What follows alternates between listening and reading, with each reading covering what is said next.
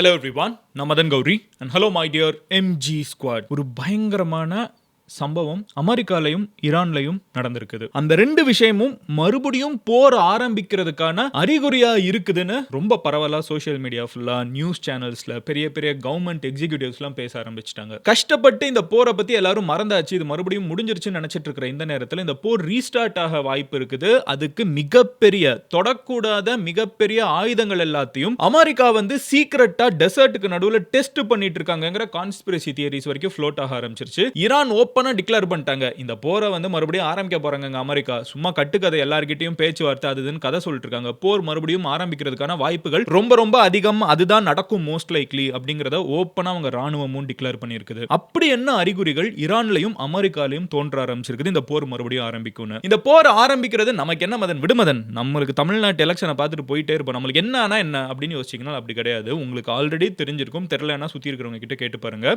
நம்மளோட ஊர்ல இருக்கக்கூடிய கமர்ஷியல் எல்பிஜி இருக்குல்ல, அதோட விலை பயங்கரமா ஏறி இருக்குது. 900 சம்திங் ரீசன்ட் டைம்ஸ்ல மட்டுமே ஏறி இருக்குது. கமர்ஷியலா விற்கக்கூடிய பெட்ரோல் டீசல் விலை ஏற வாய்ப்பு இருக்குது.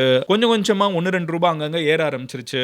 காரணம் எல்லாமே இந்த போர் தான். இந்த போர் இழுக்க மறுபடியும் ஆரம்பிச்சிருச்சு. இந்த மாதிரி கான்வர்சேஷன் வந்துச்சுன்னா வேர்ல்டு ஃபுல்லாவே நம்ம சாப்பிடுறதுக்கு தேவையான உணவுப் பொருட்களுக்கு தேவையான ஃபெர்டிலைசர்ல இருந்து பெட்ரோல் டீசல் நம்ம கம்யூட் பண்றதுக்கு தேவையானதுல இருந்து தக்காளி வெங்காயம் வரைக்கும் எல்லாத்தோட விலையும் இன்க்ரீஸ் ஆகும். இப்படியே இது போயிட்டு இருந்துச்சுன்னா வரலாறு காணாத அளவுக்கு உலகத்தில் இருக்கிற எல்லாருமே கஷ்டப்பட வேண்டிய நிலை வரும் அப்படின்னு சொல்லிட்டு வேர்ல்ட் எக்கனாமிக் ஃபோரம் ஆல்ரெடி பேசிட்டாங்க. சோ என்ன நடந்துட்டு இருக்கு இப்போ மிடில் ஈஸ்ட்ல? முடிஞ்சு போன போற ஏன் மறுபடியும் தட்டி எழுப்பி விட பாக்குறாங்க? அப்படி யாருமே தொடக்கூடாத எந்த ஆயுதத்தை அமெரிக்கா இப்ப டெஸ்ட் பண்ணிட்டு இருக்காங்கங்கிற எல்லா விஷயத்தையும் நான் உங்ககிட்ட இப்ப டீடைலா சொல்ல போறேன். பட் அதை பார்க்க ஆரம்பிக்கிறதுக்கு முன்னாடி நீங்க அந்த சேனலை சப்ஸ்கிரைப் பண்ணலன்னா சப்ஸ்கிரைப் பண்ணுங்க. அப்போனாதான் இந்த மாதிரி வேர்ல்டு ஃபுல்லா நடக்கக்கூடிய எல்லா விஷயத்தையும் அண்ட் எஸ்பெஷலி நாளை கழிச்சு தமிழ்நாட்டு எலெக்ஷன் ரிசல்ட், இந்த மாதிரி முக்கியமான விஷயங்கள் எல்லாத்தையும் என்னால வெல் டீடைல்டா வீடியோவா மேக் பண்ண முடியும். நீங்க சப்ஸ்கிரைப் பண்ணீங்கன்னா தான் யூடியூபோட அல்கோரிதம் கரெக்ட்டா வீடியோ எடுத்துட்டு உங்ககிட்ட சேர்க்கும். ஓகேவா? சப்ஸ்கிரைப் பண்ணி MG ஸ்குவாட்ல சேருங்க. இப்போ என்ன நடந்துருச்சு அப்படிங்கறத நான் உங்ககிட்ட சொல்ல ஆரம்பிக்கிறேன். ஃபர்ஸ்ட் என்னங்கறதுல இருந்தே வர ஆரம்பிச்சிடுறேன். ஏரியா 51 நம்ம எல்லாருக்குமே தெரியும் கரெக்ட்டா. இந்த கான்ஸ்பிரசி தியரிஸ்க்கெல்லாம் ரொம்ப பெரிய பெட்டா இருக்கக்கூடிய இடம் இதுதான். இங்க தான் உலகத்துல இருக்கக்கூடிய நிறைய ஏலியன்ஸ் எல்லாம் இருக்குன்னு கூட நிறைய கான்ஸ்பிரசி தியரி இருக்குது. பட் ஆக்சுவலா நம்ம கவர்மெண்ட் ரெக்கார்ட்ஸ் படி, அமெரிக்கன் கவர்மெண்ட் ரெக்கார்ட்ஸ் படி என்னன்னு பாத்தீங்கன்னா இந்த இடத்துல தான் அமெரிக்காவோட அணுசக்தி மாதிரி நியூக்ளியர் ரிலேட்டடான நிறைய டெஸ்டிங் நடத்தப்படுது. நிறைய அட்வான்ஸ்டான மிலிட்டரி டெக்னாலஜி எல்லாம் இங்க தான் அவங்க டெவலப் பண்றாங்க. மத்த கண்ட்ரீஸ் அவங்க கிட்ட இருக்கிற சுப்பீரியாரிட்டி இன் ஆயுதங்கள். சோ அமெரிக்கா ஏன் சூப்பர் பவர்னு பாத்தீங்கன்னா பல காரணங்கள் இருந்தாலும் ரொம்ப முக்கியமான காரணம், முக்கியமான முதல் காரணம் என்னன்னு பாத்தீங்கன்னா அவங்க கிட்ட இருக்கிற ஆயுதங்கள் தான், வேற யார்கிட்டயுமே இல்ல. சோ இந்த வெப்பன்ஸ் எல்லாம் அவங்க ரொம்ப சீக்ரெட்டா டெவலப் பண்ணுவாங்க. அந்த மாதிரி அவங்க டெவலப் பண்ணக்கூடிய ஒரு பர்టిక్యులர் இடம் தான் ஏரியா 51. இது நெவாடா அப்படின்னு சொல்லப்படக்கூடிய ஒரு டெசர்ட்டுக்கு நடுவுல. ஓகேவா? இது சீக்ரெட்டா ஒரு ஃப்ளைட் வச்சு யார்கிட்டயும் பெருசா பேச விடாம அதுல வேலை பார்க்கக்கூடிய சயின்டிஸ்ட் எல்லாத்தையும் தனியா ஒரு ஃப்ளைட் வச்சு கூப்பிட்டு போயிட்டு வர அளவுக்கு இது ஒரு சீக்ரெட்டிவான இடம். அது எந்த அளவுக்கு சீக்ரெட்டிவ்னா அதை பத்தி ஏகப்பட்ட ஏலியன் கதைகள் வரைக்கும் சுத்த ஆரம்பிச்சிருச்சு. ஏன்னா என்னதான் சொன்னாலும் கவர்மெண்ட் அது எல்லாருக்கும் ஓபன் பண்றதுக்கு ரெடியா இல்ல. நீங்க ஆல்ரெடி மதன் கௌரி ஏரியா 51 அப்படின்னு சர்ச் பண்ணீங்கன்னா அதை பத்தி நம்ம சேனல்ல இதுக்கு முன்னாடி பேசினதெல்லாம் உங்களுக்கு தெரிய வரும். சோ அந்த அளவுக்கு சீக்ரெட்டிவா இருக்கிற இந்த ஒரு ராணுவ இடத்துல நேத்திக்கு, ஓகேவா, எக்ஸாக்ட்டா நேத்திக்கு ஒரே நாள்ல 17 எர்த்குவேக் ஃபீல் பண்ணிருக்காங்க அங்க சுத்துவட்டாரத்துல இருக்கக்கூடிய மக்கள். அது டெசர்ட்டுக்கு நடுவுல இருக்குங்கிறதுனால அதை சுத்தி இருக்கக்கூடிய 1-2 கடைகளுமே மொத்தமே 100 பேர் தான் இருக்காங்க. அவங்க எல்லாருமே பொதுமக்கள், சாதாரண அமெரிக்கன்ஸ் எர்த்குவேக் வந்த மாதிரி டெர்மர்ஸ் ஃபீல் பண்ணிருக்காங்க. இத உடனே டிடெக்ட் பண்ண நிறைய பேர் சோஷியல் மீடியால இத பத்தி தெரிஞ்சவங்க எல்லாம் இருப்பாங்கல்ல, எக்ஸ்பர்ட்ஸ்லாம் இருப்பாங்கல்ல, அவங்க எல்லாம் என்ன சொல்றாங்கன்னா இது ஏதோ ஒரு ஆயுதத்தை அவங்க டெஸ்ட் பண்ணிருக்காங்க. ஏன்னா இது ரொம்ப டீப்பா இல்ல, தரமட்டத்துல நடந்த ஒரு மூல இடம் கொண்ட மிட் பாயிண்ட் கொண்ட ஒரு எர்த்குவேக்கா இருக்குது. இது ரொம்ப டீப்பா கிடையாது. அப்போ அங்க இருக்கிற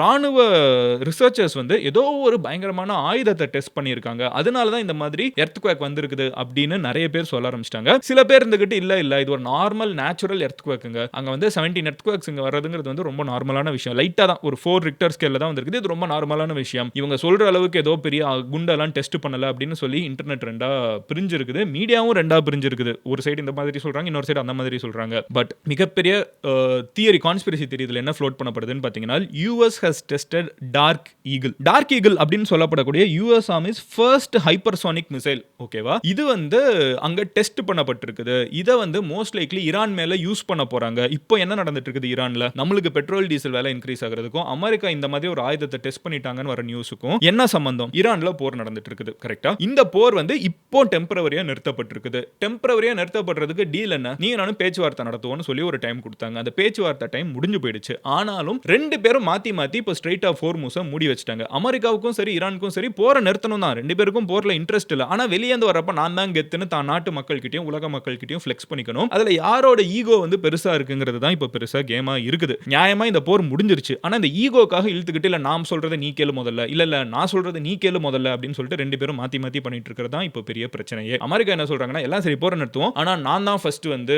வேவ் பார்ப்பேன், நான் வந்து 4C பண்ணுவேன், நான் வந்து எல்லாத்தையும் என்ன நடக்குது சரி நான் வந்து சூப்பர்வைஸ் பண்ணுவேன், எனக்கு அந்த அதிகாரம் இருக்குதுங்கிறாங்க. ஈரான் இருந்துகிட்டு உனக்கு என்ன அதிகாரம் இருக்குது, நான் தான் பண்றேன், நீ கிளம்பு அப்படிங்கிறாங்க. சோ இதுதான் பேசிக்கா ஸ்ட்ரெய்ட் ஆஃப் ஹோர்முஸ் 2 பேரும் பதிலுக்கு பதில் ஒத்து போகாம மூடி வச்சிடுறாங்க. இவங்க ஸ்ட்ரெய்ட் ஆஃப் ஹோர்முஸை மூடி வச்சதுனால நம்மளுக்கு பெட்ரோல் டீசல் கேஸ் வர்றதுல பிரச்சனை, வேர்ல்டு ஃபுல்லா எல்லாருக்கும் போய் சேர்றதுல பிரச்சனை, விலைவாசி இன்க்ரீஸ் ஆகுது, பெட்ரோல் டீசல் விலை கேஸ் விலை இன்க்ரீஸ் ஆகிறதுனால நம்ம ஹோட்டல்ல சாப்பிடுற சாப்பாட்டோட விலையா இருக்கட்டும், நம்ம வந்து ஒரு டெலிவரி ஆர்டர் பண்ணீங்களா இருக்கட்டும், ஒரு இடத்துல இன்னொரு இடத்துக்கு போற டிக்கெட் பிரைஸா இருக்கட்டும், நம்ம கொஞ்ச நாள் முன்னாடி பார்த்தோம் ஃபிளைட்ஸ் எல்லாம் வந்து எங்களால இப்படியே ஓட்டவே முடியலங்க, ஃபிளைட் எல்லாம் லாஸ்ட்ல போயிடும் போலன்னு சொல்லிட்டு கவர்மெண்ட்டுக்கு லெட்டர் எழுதுறாங்க. எல்லா இடத்துலயும் இந்த பெட்ரோல் டீசல் விலை கேஸ் விலை வந்து ரியாக்ட் ஆகிட்டு இருக்குது. ரொம்ப பேசிக் லாஜிக் தாங்க. நீங்க ஒரு தக்காளி வாங்குறீங்கன்னா அந்த தக்காளிக்கு வந்து ஒரு 10 ரூபாய் சொல்றாங்கன்னு வச்சுக்கோங்களேன். தக்காளி 10 ரூபாயான்னு டென்ஷன் ஆயிடாதீங்க. எக்ஸாம்பிள் சொல்றேன். 10 ரூபாய் இருக்குன்னா அது 10 ரூபாய்க்குள்ள விவசாயியோட சம்பளம் இருக்குது. கரெக்டா விவசாயி எவ்வளவு வித்துருக்காங்கன்னு இருக்குது. அதுக்கப்புறம் இத நடுவுல இருக்கிற மிடில்மேன் வந்து கமிஷன் அடிக்கிறது இருக்குது. அதுக்கப்புறம் அது ஒரு இடத்துல இருந்து இன்னொரு இடத்துக்கு கொண்டு வர டிரான்ஸ்போர்ட்டேஷன் அவங்க ப்ராஃபிட் எடுக்கிறது இருக்குது. அதுக்கப்புறம் அந்த கடைக்கார அக்கா வந்து உங்களுக்கு வைக்கிற ப்ராஃபிட் இருக்குது. இதுல முக்கியமான செலவு எதுன்னு பாத்தீங்கன்னா அது விவசாய பூமியில இருந்து உங்க பிளேட்டுக்கு வர்றதுக்கு நடுவுல இருக்கிற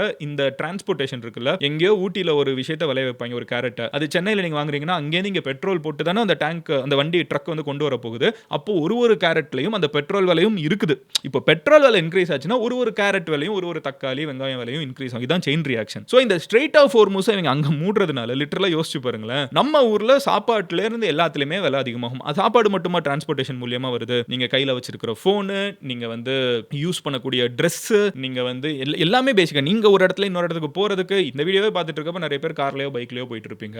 அந்த பெட்ரோல் டீசல் எல்லாமே வந்து ஒரு கன்சிக்யூட்டிவ் செலவா எல்லாத்தையுமே விலைவாசி ஏத்தி விடுற அபாயம் ஏற்பட்டு இருக்குது. பட் இதுக்கும் அமெரிக்கா டெஸ்ட் பண்ற போருக்கும் பாமுக்கும் என்ன மதன் சம்பந்தம் அப்படின்னு கேட்டீங்கன்னா, சோ அமெரிக்கா வந்து இப்ப இந்த டார்க் ஈகிள் அப்படின்னு சொல்லப்படக்கூடிய இந்த ஆயுதத்தை தான் டெஸ்ட் பண்ணிட்டாங்க அப்படிங்கிற ஒரு பேச்சுவார்த்தை வந்து பயங்கரமா, அதாவது ஒரு ரூமர் வந்து சோஷியல் மீடியால நிறைய போயிட்டு இருக்குது. ஏன்னா அந்த ஏரியா 51ல அந்த நெவாடா டெசர்ட்டுக்கு நடுவுல யாருமே போக விடாத ரொம்ப சீக்கிரட்டா வைக்கக்கூடிய இந்த இடத்துல அவங்க வரலாற்றுல பல முறை அமெரிக்கா வந்து ஆயுதங்களை டெஸ்ட் பண்ண அந்த இடத்துல மல்டிபிள் டைம்ஸ் இந்த மாதிரி டர்மஸ், இந்த மாதிரி நிலநடுக்கங்கள் ஃபீல் ஆனப்போ இந்த மாதிரி ஏதோ பெருசா டெஸ்ட் பண்ணிட்டாங்க அப்படிங்கிற ரூமர்ஸ் வரதும் ஈரான் வந்து பேரலலா என்ன பண்றாங்கன்னு பாத்தீங்கன்னா முந்தா நாள் வந்து ஒரு லெட்டர் அனுப்பிச்சிருக்காங்க. ஓகேப்பா பேச்சுவார்த்தைக்கு ஃபைனல் என் ஆஃபர் இதை நீ எடுத்துக்கிட்டேன்னா இந்த போரை முடிச்சிடலாம்னு சொல்லிட்டு ஒரு லிஸ்ட் போட்டு பாகிஸ்தான் கிட்ட கொடுத்துருக்காங்க. பாகிஸ்தான் எடுத்துட்டு போய் அமெரிக்கா கிட்ட கொடுத்துட்டாங்க. பாகிஸ்தான் தான் மீடியேட்டர், நடுவில் இருக்கிறவங்க. அதை போய் அமெரிக்கா கிட்ட கொடுத்த உடனே அமெரிக்கா ட்ரம்ப் வந்து என்ன சொல்லிட்டாரு, என்னால அக்செப்டே பண்ண முடியாத நிறைய விஷயம் இருக்குது, இவங்கெல்லாம் அடிச்சாதான் சரி வரும், அந்த மாதிரி வந்து பேசிட்டாரு. ஈரான் வந்து ஆர்மி, ஈரானோட மிலிட்டரி இப்ப என்ன சொல்றாங்கன்னா இந்த போர் வந்து முடிகிற மாதிரி தெரியலங்க. இன் ஆல் லைக்லி சைன்ஸ் அவங்க வந்து அனலைஸ் பண்ணிட்டே இருப்பாங்களா அமெரிக்கா என்ன பண்ணுது, உண்மையிலே பேச்சுவார்த்தை நடத்த வராங்களா, பேச்சுவார்த்தை நடத்தினா இந்த போர் முடிய வாய்ப்பு இருக்குதா, நம்ம எவ்வளவு வெல் ப்ரிப்பேர்டா இருக்கணும். உங்களை என்ன விட ஈரான் ராணுவம் ரொம்ப ப்ரிப்பேர்டா இருப்பாங்க. Because they are in ground zero. இங்க என்ன நடந்தாலும் அது அவங்கள தான் அஃபெக்ட் பண்ண போகுது. சோ அவங்க வந்து அதை ஸ்டடி பண்ணிட்டே இருக்கிறப்ப அவங்க என்ன ரியலைஸ் பண்றாங்கன்னா, அமெரிக்கா வந்து இன்னைக்கு சொல்லியிருக்காங்க, ஈரானோட மிலிட்டரி என்ன சொல்றாங்கன்னா, அமெரிக்கா வந்து இந்த போரை நிறுத்துறதுக்கான ஸ்டெப்ஸ் எடுக்கிற மாதிரி எங்களுக்கு தெரியல. நான் உங்களுக்கு எக்ஸாக்ட் ஹெட்லைன்ஸ் வாசிக்கணும்னா, இன் ஆல் லைக்லி சினாரியோ, ஓகேவா, US Iran diplomacy in danger, ஓகேவா, and in all likely scenario the war might restart அப்படிங்கிறது தான் அவங்க சொல்றாங்க. ரீஸ்டார்ட் ஆஃப் வார் தான் வந்து இப்போ மிகப்பெரிய விஷயமா பேசப்பட்டு இருக்குது. டிப்ளமசி இன் டேஞ்சர், அதாவது பேச்சுவார்த்தை வந்து ஒரு அபாய நிலையை நோக்கி போயிட்டு இருக்குது, பேச்சுவார்த்தை ஃபெயில் ஆக போகுது. சோ போரை வந்து மறுபடியும் ரெஸ்யூம் பண்றதுக்கான வாய்ப்பு இருக்குது. பாருங்க அங்க ஒரு குண்டை வேற டெஸ்ட் பண்ணிருக்காங்க. லைக்லி யுஎஸ் இஸ்ரேல் வார் வந்து ரெஸ்யூம் ஆகும் அண்ட் அதுக்கு நாங்க ஃபுல் ப்ரிப்பேர்டா இருக்கோம். நாங்க வந்து இந்த போரை நிறுத்தணும்னு கேட்கவே இல்லை. ஏன்னா ஈரான் ஏன் இப்படி பேசுறாங்கன்னு பாத்தீங்கன்னா, ஈரானுக்குமே வந்து இறங்கி போகணும் ஒரு கண்ட்ரின்னு பேர் வாங்க இஷ்டம் இல்லை, அமெரிக்காவுக்கும் அந்த பேர் வாங்க இஷ்டம் இல்லை. ரெண்டு பேரும் ஃபிளெக்ஸ் பண்ணிக்கிறாங்க வேர்ல்டு ஃபுல்லா, நான் தான் ஸ்ட்ராங்கர்னு. ஈவன் தோ நம்ம வந்து எங்க தமிழ்நாட்டில் உட்கார்ந்துட்டு இருக்கோம், நம்ம இங்க இருந்துகிட்டு இதை பாக்குறப்போ ஓகே இங்க யார் என்ன டக்கால்ட்டி அடிக்கிறாங்க நம்மளால புரிஞ்சுக்க முடியுதுன்னா எல்லா மக்களுக்கும் அது புரிஞ்சுக்க முடியும். இருந்தாலும் they want to play to their supporters. அவங்களோட சப்போர்ட்டர்ஸ் அவங்க நாட்டுக்குள்ள சில பேர் இருப்பாங்க, வேர்ல்டுல கொஞ்சம் பேர் இருப்பாங்க. அவங்க கிட்ட எல்லாம் நான் தான் பெரிய ஆளு அப்படின்னு ரெண்டு பேரும் காமிச்சுக்கணும்னு நினைக்கிறாங்க. அதுக்காக ரெண்டு பேரும் விட்டு கொடுக்காம ஒரு போரை நிறுத்தணும்னா, ஒரு போரை இல்லைங்க, நம்ம கிளாஸ்ல இருக்கிற ஒரு சண்டையை நிறுத்தணும்னா கூட, நம்ம ஆஃபீஸ்ல இருக்கிற ஒரு பிரச்சனையை நிறுத்தணும்னா கூட, ஏன் வீட்டுக்குள்ள ஒரு அம்மாக்கும் மகளுக்கும் இருக்கிற ஒரு பிரச்சனை சரியாகணும்னா கூட யாராவது ஒருத்தங்க விட்டு கொடுத்து போகணும். 2 பேரும் கொஞ்சம் கொஞ்சம் விட்டு கொடுக்கணும். ஒருத்தங்க மட்டும் இல்ல, யாராச்சும் இல்ல, 2 பேரும் கொஞ்சம் கொஞ்சம் விட்டு கொடுத்து போணும். இங்க வந்து 2 பேரும் ஈகோ பார்த்து கடைசி வரைக்கும் நின்னுட்டு இருந்தாங்கன்னா நம்ம வீட்டுக்குள்ளே இதை பார்ப்போம். ஒரு சின்ன விஷயமா இருக்கும், ஒண்ணுமே இல்லாத ஒரு சப்ப மேட்டரா இருக்கும். ஈகோனால ஒண்ணுமே இல்லாம ஊதி ஊதி பெருசாக்கி அது எங்கேயோ எதுக்கு சண்டை போட ஆரம்பிச்சாங்கன்னு மறந்து போய் எதுக்கோ சண்டை போட்டுட்டு இருப்பாங்க. இந்த மொத்த போரும் எதுக்கு ஆரம்பிச்சிச்சு யோசிச்சு பாருங்களேன். ஈரான் வந்து நியூக்ளியர் ஆயுதங்களை உருவாக்கிடுவாங்க அப்படின்னு சொல்லி அமெரிக்கா சொல்லுச்சு. ஈரான் என்ன சொல்லுச்சுன்னா, நியூக்ளியர் ஆயுதங்களை நாங்க உருவாக்கல, ஆனா நியூக்ளியர் பவரை வந்து நாங்க மத்த பர்பஸ்க்கு, சயின்டிபிக் பர்பஸ்க்கு, ரிசர்ச் பர்பஸ்க்கு யூஸ் பண்றது எங்களோட உரிமை. நாங்க இதுதான் பேஸ். ஓகேவா? அமெரிக்கா என்ன சொல்லிட்டாங்க, இல்ல இந்த நியூக்ளியர் வச்சு அவங்க ஆயுதத்தை செஞ்சிருவாங்க, நாங்க இதுக்கு முன்னாடி விட மாட்டோம்னு சொல்லிட்டு டம்னு அடிக்க ஆரம்பிச்சிட்டாங்க. ஈரான் இருந்துகிட்டு டேய் நான் ஆயுதமே செய்யல, என்ன அடிக்கிறேன்னு சொல்லிட்டு பதிலுக்கு டம்னு அடிக்க ஆரம்பிச்சிட்டாங்க. இதுதான பிரச்சனை. இப்போ நம்ம அதை விட்டுட்டோம், ஸ்ட்ரைட் ஆஃப் ஹோர்முஸை பத்தி பேசிட்டு இருக்கோம். இதுல ஆரம்பிச்சது தான் பேசிக்கா ஈரான் கையில நியூக்ளியர் ஆயுதம் போலாமா போக கூடாதாங்கிறது தான் மேட்டர். ஈரான் வந்து என்ன சொல்றாங்கன்னா, கடைசி வரைக்கும் இல்ல என் கையில என்ன இருக்கணுங்கிறது என்னோட உரிமை அப்படின்னு சொல்றாங்க. அமெரிக்கா என்ன சொல்றாங்கன்னா, நீ வச்சுக்க கூடாதுங்கிறாங்க. இப்போ அவங்க டெஸ்ட் பண்ண அந்த ஒரு விஷயம் நம்ம சொல்றாங்கல்ல, அந்த யூஎஸ்ல டெஸ்ட் பண்ணக்கூடிய டார்க் ஈகிள் அப்படின்னு சொல்லப்படக்கூடிய அந்த ஒரு மிசைல் வந்து ஈரான்ல இருக்கக்கூடிய ஒரு மலைக்கு அடியில தான் இந்த டெஸ்டிங்லாம் நடக்குது. ஃப்ரோடோ அந்த மாதிரி ஒரு இடம், உங்களுக்கு எக்ஸாக்ட் நேம் நான் நாளைக்கு சொல்றேன். அந்த மலைக்கு கீழே தான் இந்த நியூக்ளியர் டெஸ்டிங்லாம் நடக்குது. இதை பல முறை அமெரிக்கா அடிச்சு உடைச்சிடணும், மலையவே காலி பண்ணணும்னு நினைச்சாலும் முடியல. அந்த மலை வந்து ஸ்ட்ராங்கா இருக்குது, கிரானைட் மலை, கீழே வந்து நியூக்ளியர் டெஸ்ட் நடந்துட்டு இருக்குது. இப்போ இவங்க டெஸ்ட் பண்ணிருக்கக்கூடிய இந்த டார்க் ஈகிள்ங்கிற இந்த ஹைப்பர்சோனிக் மிசைலை வச்சு இவங்க இந்த மலைக்கு அடியில் இருக்கக்கூடிய இந்த நியூக்ளியர் இதை வந்து கம்ப்ளீட்டா அடிச்சு உடைச்சிட்டாங்கன்னா, ட்ரம்ப் அதுக்கப்புறம் சொல்லலாம்ல, நான் தான் ஜெயிச்சேன் பாருங்க, இப்போ நம்ம திரும்பி வந்துடலாம்னு, ஈரானை நான் தோக்கடிச்சிட்டேன் பாருங்க, இனிமே அவங்க நியூக்ளியர் ஆயுதங்களே வச்சுக்க மாட்டாங்கன்னு. இந்த ஒரு ப்ராஜெக்ட்டுக்காக நடுவில் வந்து பலியாடா ஸ்ட்ரெயிட் ஆஃப் ஹோர்முஸ் 2 பேரும் மாத்தி மூடுறாங்க. அதனால நம்ம எல்லாருமே உலக அளவில் வந்து விலைவாசி இன்க்ரீஸ் ஆகிறத ஃபீல் பண்றோம். இதுதான் செயின் ரியாக்ஷன். இப்போ இந்த போர் கொஞ்ச நாளுக்கு டெம்பரவரியா நிறுத்தப்பட்ட மாதிரி இருந்ததுனால வேர்ல்டு லெவலில் எல்லாரும் கொஞ்சம் கூல் டவுன் ஆனாங்க. எல்லாரும் அதை பத்தி மறந்துட்டு நம்ம ஊர் லோக்கல் பிரச்சனைகளை பேச ஆரம்பிச்சோம். ஃபார் எக்ஸாம்பிள் நம்ம ஊர்ல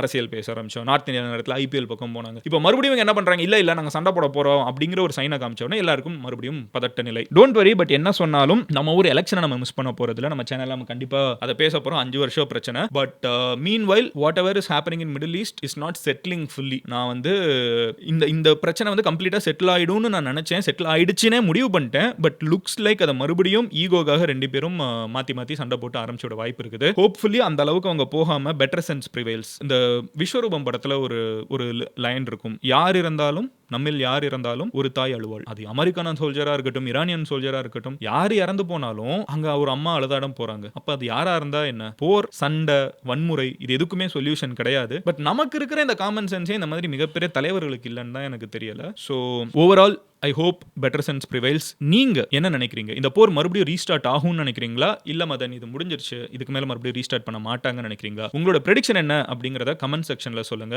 நாளைக்கு நான் உங்களோட ஒரு வீடியோல பார்க்குறேன்.